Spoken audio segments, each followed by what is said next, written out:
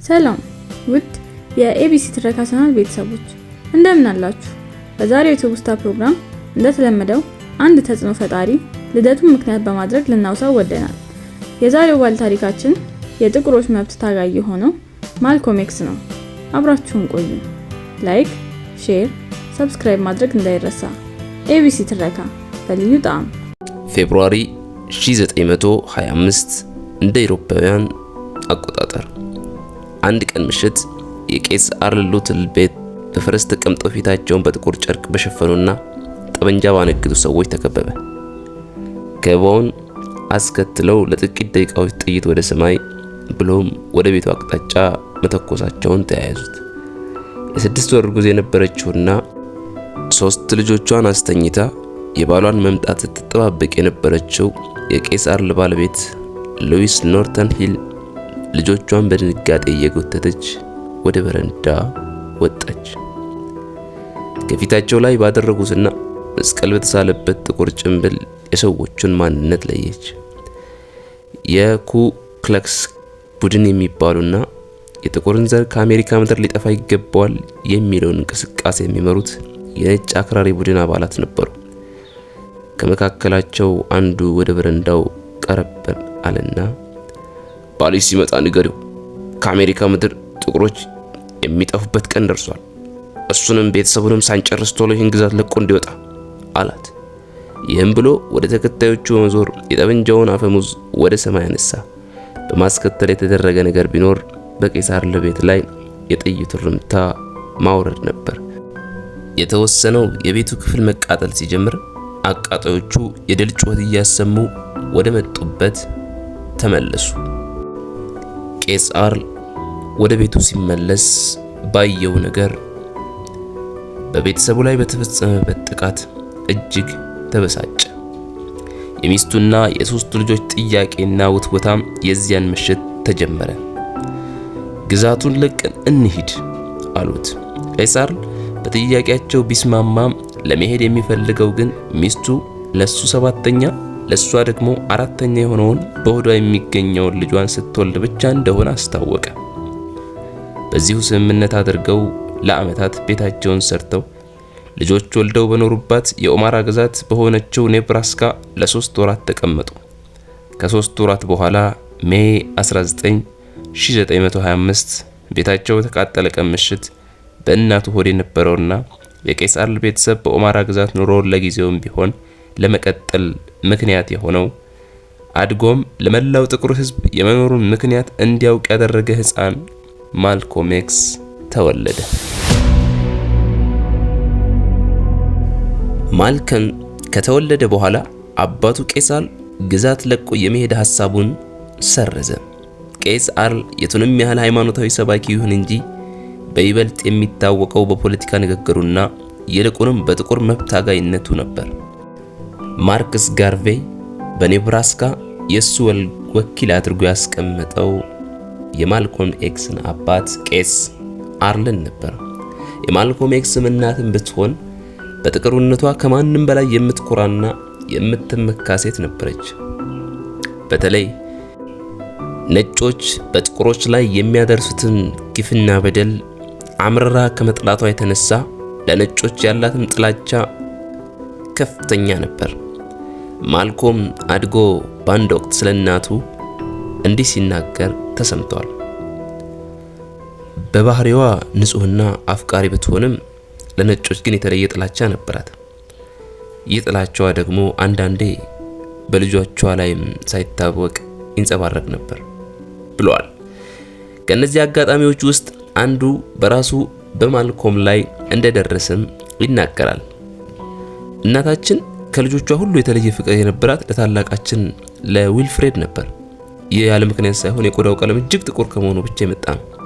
በተለይ እኔ ቆዳዬ ፈካ ያለ በመሆኑ ትበሳጭ ነበር። አንድ ቀን ቤት ስትገባ ወንበር ላይ ተቀምጬ መጽሐፍ ሳገለብጥ አገኘች። ማልኮም ስትል ጮኸች። ውጣና ፀሐይ ላይ ተቀመጥ።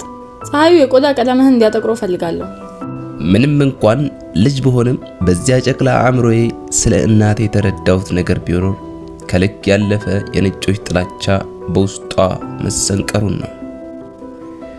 ከቤተሰቡ ቀጥሎ በአካባቢው ሰፍኖ የነበረውን የነጮች ለጥቁሮች የነበራቸው ጥላቻ ሲመለከት ያደገው ማልኮም ገና በልጅነቱ በነጮች ዘንድ የተሰጠውን ቦታ በሚገባ እንዲያውቅ አደረገው። በተለይ ኒገር፣ ዳርኪና ራስታ የሚሉት መጠሪያዎች ከ6 ዓመቱ ጀምሮ በነጮች ሲጠራባቸው የኖሩ ስሞች በመሆናቸው ከሕፃንነቱ የነጭና የጥቁር ሕዝብ ልዩነት እንዲረዳ አስችሎታል። በ1931 እንደ አውሮፓውያን አቆጣጠር ማልኮም የ6 ዓመት ልጅ ነበር። አንድ ከሰዓት አባቱ ለወትሮ እንደሚያደርገው እግሮቼን ላፍታታ በማለት ከቤቱ ወጥቶ ሄደ። ነገር ግን ከቤቱ ብዙም ርቆ ሳይሄድ የማልኮም እናት በሩጫና በጩኸት እያለከለከች ከኋላው ደርሳ ወደ ቤት እንዲመለስ አዘዘችው። በወቅቱ እናቱን ተከትሎ አባቱ ጋር የደረሰው ማልኮም የዚያን ጊዜ ትዝታውን ሲናገር እናቴ የአባቴን እጅ ይዛ መጥፎ ራእይ እንደተገለጠላትና ባይሄድ እንደሚሻል አጥብቃ ወተወተችው። አባቴ ግን የእናቴን ንግግር ከቁብም ሳይቆጠር እሷም እያለቀሰች እኔም ልብሷን ይዤ እየተንቀጠቀጥኩ ጥሎን ሄደ። ወደ ማታ ላይ በቤታችን ተሰብስበን ተቀምጠን ሳለ የሳሎን በር ተንኳኳ። በሩን የከፈትኩት እኔ ነበርኩ። ወደ ቤታችን ተከታትለው የዘለቁትን ፖሊሶች እናቴ ስታይ በድንጋጤ ተንበረከከች። ብዙም ሳይቆይ ማንነቱ ባልታወቀ ግለሰብ አባታችን በጥይት ተደብድቦ ሆስፒታል መግባቱ ተነገረን። በነጋታውም አባታችን አረፈ። ልጅም በሆነ የዚያን ቀን የተረዳሁት አንድ እውነት ቢኖር እኔም አንድ ቀን በነጮች ጥይት መሞቴ እንደማይቀር ነበር። ከዚያ በኋላ የነበሩ የማልኮም የወጣትነት ዓመታት እጅግ የተበላሹና የቆሸሹ ነበሩ። በስርቆትና በልዩ ልዩ ወንብድና ስራዎች ውስጥ ተሰማራ። ከሐሺሽ ተጠቃሚነት እስከ ሐሺሽ ነጋዴነት አልፎም ወደ አደገኛ ወንጀል ፈጻሚነት ደረጃ ተሸጋገረ። አንድ ሰው ሸሚዝ ወይም ሱሪ ለብሶ የሚወጣውን ያህል ሽጉጥና ጠመንጃ ተለይተውኝ አያውቁም ይላል ማልኮም። ባሳለፋቸው የወንብድና ዓመታት የፈጣሪን መኖርም ክዶ ነበር። ይሁንና የአንድ ቀን አጋጣሚ ደግሞ የህይወት አቅጣጫውን አስቀየረው። አንድ ቀን ማልኮም እጅግ ውድ የሆነ ሰዓት ይሰርቅና በውስጡ የነበረው ክሪስታል ወድቆ ይሰበርበታል። ይህንኑ ሰዓት ይጠግንለት ዘንድ ለአንድ ሰዓት አዳሽ ይሰጣል። ሰዓት አዳሹም ከቀናት በኋላ መጥቶ እንዲወስደው ይቀጥረዋል። ማልኮም በተቀጠረበት ቀን ሽጉጡን ታጥቆ ወደ ሱቁ ያመራል። ባለ ሱቁም ተቀብሎ ካስተናገደው በኋላ ሰዓቱን ያስረክበውና አንድ ምልክት ሲሰጥ ከማልኮም ጋር አይን ለአይን ይጋጫሉ። በዚያ ቅጽበት አደጋ ከፊቴ እንደተጋረጠ አወቅኩ። ወደ ኋላ ዞሬ ስመለከት አንድ እጁን ኪሱ ውስጥ የከተተ ፖሊስ በእኔ አቅጣጫ ሲመጣ አየሁት። አጠገቤም ደርሶ ወደ ጥጌ ሄጄ እንድቀመጥ አዘዘኝ። በዚህ ወቅት እጄን ከኪሴ ከተትኩ። ፖሊሱ መሳሪያ ይዟል ብሎ በፍጹም እንዳልጠረጠረኝ አውቄያለሁ። በሁለት ሐሳብ ተያዝኩ። በመሳሪያው ተጠቅሜ ማምለጥ ወይም መሳሪያውን ለፖሊስ አስረክቤ ወህኒ ቤት መውረድ። ብዙም ሳላንገራገር ወደ ታዘዝኩበት ጥግ እያመራው ሽጉጤን ከኪሴ አውጥቼ ለፖሊሱ እጄን ዘረጋው። በፖሊሱ ፊት ላይ ያነበብኩት ድንጋጤ ቃላት ሊገልጸው አይችልም። መሳሪያውን ተረከበኝና ከኋላ ለነበሩ ሌሎች ፖሊሶች አስረከበኝ። ከጥቂት ቀናት በኋላ የማልኮም ኤክስ ልዩ ልዩ ወንጀሎች ከተባባሪዎቹ ጋር በሚድልሳክስ ፍርድ ቤት ቀርቦ ተነበበ። ማልኮምም የ10 ዓመት ጽኑ እስራት ተፈርዶበት ወደ ላንግሴይ ወህኒ ወረደ። በዚያም ወህኒ ቤት ህይወቱ እስከ ወዲያኛው የተለወጠበትን ትምህርት ለማግኘት ቻለ። በወህኒ ቤቱ ይሰጥ የነበረው የእንግሊዝኛ ቋንቋ ማንበብና መጻፍ ትምህርት ተከታትሎ በጥቂት ዓመታት ሲያጠናቅቅ በልጅነቱ ለማግኘት ያልታደለውን የትምህርት ዕድል በእስር ዘመኑ ለማግኘት ቻለ። በእስር ቤት ማንበብና መጻፍ ያስገኘልኝ ትልቁ ጥቅም ቢኖር ቢያንስ ደብዳቤዎቼን መጻፍና ማንበብ መቻሌ ነበር አለ። ማልኮም በ1948 ወደ ኮንኮርድ ወህኒ ከተዘዋወረ በኋላ ከወንድሙ ፊልበርት የደረሰው ደብዳቤ ከዚህ ቀደም በህይወት ዘመኑ ያላሰበውን ነገር እንዲያስብ አደረገው። ፊልበርት በደብዳቤው ለጥቁር ህዝብ የተገባ ተፈጥሯዊ ሃይማኖት አለ፣ እሱም እስልምና ነው፣ አላህ ያድንህ ዘንድ ጸልይ የሚል ነበር። ማልኮም በዚህ ጉዳይ እምብዛም አላሰበበትም። ነገር ግን ከሳምንታት በኋላ ከሌላው ወንድሙ ሬጂናልድ የደረሰው ደብዳቤ ለነገሩ አትኩሮትን እንዲሰጥ አደረገው። ወንድሜ ማልኮም ከዚህ በኋላ የአሳማ ስጋ አትብላ፣ ሲጃራም አታጭስ፣ ከእስር ቤት የምትወጣበትን መንገድ አሳይሃለሁ የሚል ነበር። በወቅቱ ከምንም በላይ ከወህኒ ቤት መውጣትን አጥብቆ ይፈልግ የነበረው ማልከም ለጭንቀቱ መፍትሄን ያገኝ ዘንድ አጥብቆ አሰበበት። የሬጅፊልድ ደብዳቤ ከደረሰኝ ቀን ጀምሮ ሲጋራ አቆምኩ፣ የአሳማ ስጋ ከብላት ታቀብኩ። ደብዳቤው በደረሰኝ በነጋታው የምግብ ቤቱ ኃላፊ የአሳማ ስጋ እንደበላ ሲሰጠኝ እንደማልበላ ነገርኩት። የዚህም እምቢታዊ ወሬ በወህኒ ቤት ተባዛና ጥቁር እስረኞችና ነጭ ጠባቂዎቻችን ይስቁብን ጀመር። እኔ ግን በወቅቱ ጥቁር ሰው የአሳማ ስጋ ሳይበላ መኖር አይችልም የሚለውንና እኛን ጥቁሮችን ዝቅ አድርጎ ያሳየን የነበረውን ብሂል በወህኒ ቤት ሆኜ ለመለወጥ በመቻሌ ኩራት ተሰማኝ። ከዚያም ወዲህ የእስልምና ሃይማኖት ትምህርትን አጥብቄ መከታተል ጀመርኩ። ወደ አላህ ዘንድ አንድ እርምጃ ስትጠጋ እሱ ደግሞ ሁለት እርምጃ ይጠጋል የሚለውን ትምህርት በልቤ አኖርኩ። በወቅቱ በዴትሮይት እና በቺካጎ የሚኖሩት ወንድሞቼና እህቶቼ የጥቁር ሕዝብ ተፈጥሯዊ ሃይማኖት የሚሉትን እስልምናን ተቀብለው ነበር። ከወህኒ ቤት ሳልወጣ እስልምናን እንድቀበል አጥብቀው ይጸልዩልኝ እንደነበር ፊልበርት በደብዳቤው ገልጾልኛል። ማልከም ከጥቂት ወራት በኋላ ወደ ኖርፎልክ ወህኒ ቤት ተዛወረ። በዚያም አንድ የተፈጠረለት መልካም አጋጣሚ ቢኖር እስር ቤቱ የተሟላ መጽሐፍት ቤት የነበረው መሆኑ ነው። በዚህም የማልኮም በእስልምና እምነት ዙሪያ የተጻፉ መጽሐፍትን በበቂ አግኝቶ ማንበብ ቻለ። በዚህ መሃል ሬጂናልድ ሊጠይቀው መጣ። ከሬጂናልድ ጋር በወህኒ ቤት ውስጥ ተቀምጠው ለሰዓታት አወጉ። የወጋቸውም ዋናው አትኩሮት ስለ እስልምና ነበር። ሬጂናልድ ስለ እስልምና ለማልኮም በሚገባ ነገረው። ፈጣሪ ራሱን የገለጠለት ሰው ወደኛ ምድር መጥቷል፣ ስሙም ኤልያስ ነው። የበለጠ የምናምነው ደግሞ እንደኛው ጥቁር መሆን ነው አለ ሬጂናልድ። ማልኮም ግራ በተጋባ መንፈስ ወንድሙ የሚነግረውን ያዳምጥ ነበር። የማልኮምን ግራ መጋባት የተመለከተው ሬጂናልድም አክሎ ዲያብሎስም እኮ ሰው ነው አለው። ምን ማለት ነው አለ ማልኮም።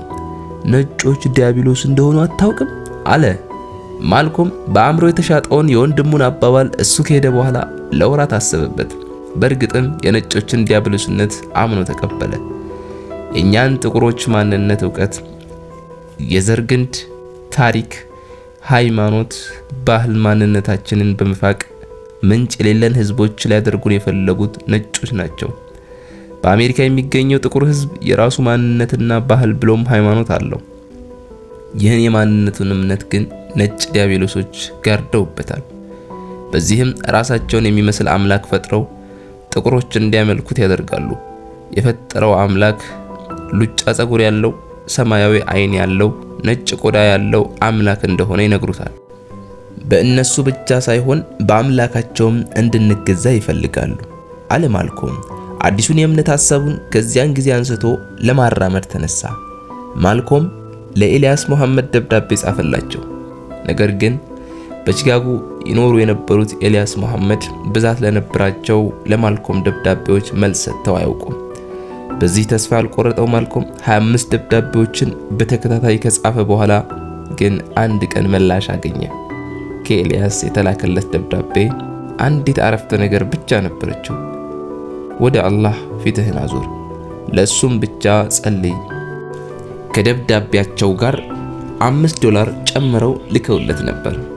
ማልከም የእስልምና ሃይማኖትን መከተል ሲጀምር ትልቁ ፈተና የነበረው ተንበርክኮ መጸለይ ነበር። የሰው ቤት ለመሰርሰር አሊያም ቁልፍ ለመስበር ብቻ ይንበረከክ የነበረው ጉልበት ዛሬ ለጸሎት ማንበርከክ ትልቁ ፈተና ሆነ። ይሁንና ከብዙ ወራት ልምድ በኋላ በፈጣሪ ፊት መንበርከክ ተሳካልኝ አለ።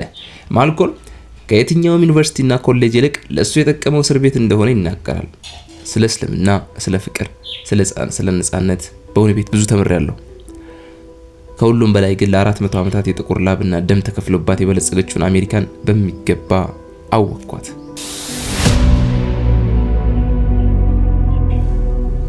በ1952 እንደ አውሮፓውያን አቆጣጠር በጸደይ ወራት ማልኮም ኤክስ ነፃ ወጣ። ከእስር ቤት ሲለቀቅ በእህቱ ሂልዳ የቅድሚያ ጥያቄ መሰረት 3 ነገሮችን እንደሚፈልግ ተናግሮ ተገዝቶ መጣለት። እነሱም እስከ ተሞቱ ከዓይኑ ያልተለየችው መነጽሩ፣ ከእጁ የማይጠፋው ሻንጣውና ከምንም በላይ የሚወዳት ሰዓቱ ነበሩ። በወህኒ ያነበብኳቸው ነገሮች አስተካክዬ እንድመለከት መነጽር አስፈለገኝ። በወህኒ ታስሮ የኖረውን አካሌ በቀሪው ምድራዊ ዘመኑ ጉዞ የተያዘ ይሆናል ብዬ የሻንጣዬን አስፈላጊነት አመንኩ። ከሁሉም በላይ ደግሞ ሩጫዬ ከጊዜ ጋር ነውና ሰዓቴን ወደድኳት። ማልኮም ከእስር ቤት ከተለቀቀ በኋላ በተለያዩ ስራዎች ላይ ለጥቂት ጊዜ እየተሰማራ ሰርቷል። በየመሃሉም ከኤልያስ መሐመድ ዘንድ እየሄደ ሰውየው የሚሰጡትን ትምህርት በሚገባ ሲቀስም ቆየ። በዚህ አጋጣሚ ሳያውቀው በውስጡ ተደብቆ የኖረ ዲስኩር የማድረግ ችሎታ እንዳለው ተረዳ። ይህን ችሎታውን የሚያስመሰክርበትን አጋጣሚ ደግሞ በወቅቱ ፈጠረለት። ማልኮም የኤልያስ መሐመድ ተከታይ ሆኖ ነጮች በጥቁሮች ላይ የሚያደርሱትን በደል ብቻ ሳይሆን ጥቁሮቹም ቢሆን ከነጮች ተቀብለው ይሰቃዩበታል የሚለውን ርዕሰ ጉዳይ በመምረጥ ማስተማርና መስበክ ጀመረ። ዝናውም በመላው አሜሪካ በአጭር ጊዜ ውስጥ ናኘ። ጋዜጦች በማልኮም ኤክስ ፎቶግራፎች መሙላት ጀመሩ።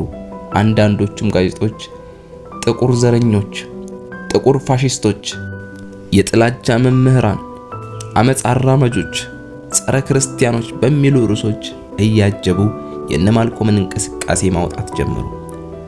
በጸረ ክርስቲያን አቋሙ ይተች የነበረው ማልኮም ኤክስ በአንድ ወቅት በጋዜጠኞች ስለዚሁ ጉዳይ ተጠይቆ ክርስቲያንነት የነጮች ሃይማኖት ነው፣ በነጮች እጅ የሚገኘው መጽሐፍ ቅዱስና በራሳቸው በነጮች የተዘጋጀ ትርጉምም በብዙ ሚሊዮን የሚቆጠሩትን ጥቁሮች በባርነት እንዲኖሩ የማድረጊያው አንዱ መሳሪያ ነው። ነጮች መሳሪያ ይዘው ወደ አፍሪካ ሲሄዱ በባርነት ለመግዛት ነበር። ይህንኑ ዓላማ ያራምዱላቸው ዘንድ ደግሞ ከፊታቸው ሚስዮኖቻቸው ነበሩ በማለት መለሰ። በወቅቱ በቦታው የነበረ አንድ ጋዜጠኛ ይህ አባባል ሐሰተኛ ተሟጋች ያሰኛል አለው። ማልኮምም ወደ ጥንቷ ግሪክ ተመልሰህ በሐሰት መሟገት ምን እንደሆነ ተመልከት። ከግሪክ ታላላቅ ሰዎች አንዱ የነበረው ሶቅራጢስ ሲገደል የሐሰት አስተማሪ ተብሎ ነው። ፈሪሳውያን ኢየሱስ ክርስቶስን በመስቀል ላይ ሲገድሉት ከመንፈስ ይልቅ ለሕጋቸው ትልቅ ግምት ስለሰጡት ነበር። የዘመናችን ፈሪሳውያን ደግሞ ኤልያስ መሐመድን የሐሰት መምህር በማሰኘት ሊገድሏቸው ተነስተዋል። ስለ ጋንዲስ ምን ትላላችሁ? በቸርችል አንደበት ትንሹ የታረዘ ለማኝ የተባለውና የእንግሊዞችን ምግብ አልመገብም በማለት በእስር ቤት አቋሙን የገለጸው ጋንዲ ቢሊዮኖች ሲከተሉት፣ እንግሊዞች ግን የዓለም ሰላም ጸር ይሉት ነበር። ጋሊሊዮም የምትዞረው ምድር እንጂ ፀሐይ አይደለችም በማለቱ የዓለማችን ትልቅ ወንጀለኛ ሆነ። ማርቲን ሉተርም የራሱን አስተምሮት በመስበኩ ካቶሊኮች የምድራችን የሐሰት አስተማሪ ያሉት። ዛሬም የኤልያስ መሐመድ ተከታዮች የሆነው ሁሉ እጣ ይኸው መንገዳችን ላይ ወድቋል ሲል መለሰለት። ማልኮም ለነጩ ጋዜጠኛ እንዲህ መረቀለት። የክርስቲያንነት ትልቁ ተአምር የታየው እኮ እዚሁ አሜሪካ ውስጥ ነው። 22 ሚሊዮን ጥቁር አሜሪካዊ ቃላት ሊገልጸው የማይችል የጭቆናና የባርነት ቀንበር ተጭኖበት በነጩ ክርስቲያን እየማቀቀ ይገኛል። ለአመጽ እንዳይነሳና ነፃነቱን እንዳያውጅ ደግሞ እምነታቸው በልቡ ሰንቅረዋል። አንድ ነገር ግን አውቃለሁ፣ የነጮች ገነት ለጥቁሮች ገሃነም ነው። ማልኮም ነጮች አድብተው የሚዶልቱትን አውቆታል። በተለይ ጥቁሮችን በመከፋፈል በመረባቸው ውስጥ የማጥመድ አካሄዳቸውን ጠንቅቆ የተረዳ ይመስላል። በአንድ ወቅት በቦስተን ተገኝቶ ለጥቁሮች ባደረገው ንግግር ጥቁር ወንድሞቼና እህቶቼ፣ ማንኛውንም ሃይማኖት ብትከተሉ አሊያም ፈጽሞ ሃይማኖት ባይኖራችሁ አንድ የጋራችን የሆነና የሚያስተሳስረን ነገር እንዳለ ግን አምናለሁ። ይኸውም ሁላችንም ጥቁሮች ነን፣ ጠላታችን ደግሞ ነጮች ናቸው አላቸው። እነዚህንና እነዚህም መሰል ጠንካራ የማልኮም ንግግሮች በነጮች ጥርስ ውስጥ እንዲገባ አደረገው። በዚህም ወቅት ነጮች አንድ መላ አድርገው ተነስተው የነበረው ነገር ጥቁሮችን ክርስቲያኖች መሳሪያ በማድረግ ማልኮምን ማስጠፋት ነበር። ማልኮም ግን በጥቁር አንገት ላይ የቆመው የነጭ ተረከዝ ከላዩ ካልተነሳ በቀር እረፍት የለኝም አለ። በዓላማው መጽናቱንም በተለያዩ መድረኮች ላይ ተገኝቶ በሚያደርጋቸው ዲስኩሮች በይፋ አስታወቀ። ማልኮም ኤክስ በተለይ ለነጮች የነበረው ጥላቻ የተለየ መልክ የያዘው ወደ መካ የሐጅ ጉዞ ከፈጸመ በኋላ ነበር። ከመካ ጉዞው በ1964 እንደ አውሮፓውያን አቆጣጠር ወደ አሜሪካ ሲመለስ ግን የመካ ጉዞዬ አይኔን ከፈተልኝ፣ ከእንግዲህ በነጮች ላይ ዘረኛ አመለካከት አይኖረኝም፣ ነጮችንም ማውገዝ የሚኖርብኝ በቆዳ ቀለማቸው ሳይሆን በድርጊታቸው ነው አለ። ፌብሩዋሪ 21 1965 ኒውዮርክ የሚገኘው አውደበን የዳንስ አዳራሽ በብዙ ሺህ የሚቆጠሩ ሰዎች ተሞልቷል። በዕለቱ ንግግር እንደሚያደርግ የሚጠበቀው እንግዳ ከካይሮ ጉብኝቱ ከተመለሰ ጥቂት ቀናት ያስቆጠረው ማልኮም ኤክስ ነበር። በመድረኩ ላይ ለጥቂት ሰዓታት አንዳንድ ንግግሮች በስብሰባው አዘጋጆች ከተደረጉ በኋላ ማልኮም ኤክስ ለመናገር ወደ መድረኩ ወጣ። ዛሬ ንግግሬን የማደርገው በውስጣችን የተፈጠረውን ውጥረት ለማርገብ ነው ሲል ጀመረ። በተለይም በእኛ ጥቁሮች መካከል ሊኖር የማይገባው ውጥረት እንደሰፈነ ይሰማኛል። በዚህ ንግግሩ መሃል ከተሰበሰቡት ሰዎች አንዱ አጠገቡ የተቀመጠውን ሰው እጅን ከኪስ ያውጣ በማለት በጩኸት ዘሎ ሲያንቀው የህዝቡ ስሜት ትግል ወደ ገጠሙት ሰዎች ዞረ። ማልኮም መድረኩ ላይ እንደቆመ ሰውየው እንዲረጋጋ ቢጠይቀውም በጫጫታው ድምፁ ተዋጠ። በዚያ ግርግርና የህዝቡ ስሜት ወደ አንድ አቅጣጫ በሄደበት ሰዓት 3 መሳሪያ የታጠቁ ጥቁሮች ከመድረኩ አጠገብ ደርሰው ከማልኮም ፊት ቆመው ነበር። መሳሪያቸውን ወደ ማልኮም አነጣጥረው ያጎረሷቸውን ጥይቶች በደረቱ ላይ አራገፉ። ማልኮምም ከመድረኩ ላይ ወደቀ። ነጭ አሜሪካውያኑ የማልኮም ኤክስን ሞት ማርክስ ጋርቬ በ1920ዎቹ ከአሜሪካ ከተባረረ በኋላ ያገኙት አመርቂ ድል አድርገው ቆጠሩት። ድሉን የበለጠ ያጣፈጠላቸው ደግሞ ማልኮም በጥቁር እጅ መገደሉ ነበር። በልጅነቱ የአባቱን በነጮች እጅ መገደል ተመልክቶ የእሱም ዕጣ አንድ ቀን እንዲህ እንደሚሆን ትንቢት ተናግሮ የነበረው ማልኮም ከዓመታት በኋላ ይኸው ትንቢቱ እውን ሆነና በሰው እጅ ሕይወቱን ተነጠቀ። ለጥቁር ዘር ነጻነት የታገለው ጥቁር አርበኛ በጥቁር እጅ ለዘላለም አንቀላፋ። ማልኮም ኤክስ ሲገደል አብሮት የነበረ አንድ የጥቁር መብት ታጋይ እንዲህ አለ። በዚያን ቀን ጥቁሮች ወንድሞቻችን በማልኮም ላይ ከተተኮሱ ጥይት ድምፅ ይልቅ የነጮች ሳቅ ከበስተጀርባ ጎልቶ ይሰማን ነበር። ውድ የኤቢሲ ቻናል አድማጮቻችን የዛሬው ትውስታችን ይህንን ይመስል ነበር። ይህንን ታሪክ ያገኘነው ሰው ከተሰኘው የጲላጦስ ወይም ኃይለ ጊዮርጊስ ማሞ መጽሐፍ ላይ የተወሰደ ነው። በሌላ ፕሮግራም በሌላ ታሪክ እስከምንገናኝ መልካም ጊዜ። ላይክ፣ ሼር፣ ሰብስክራይብ ማድረግ እንዳይረሳ።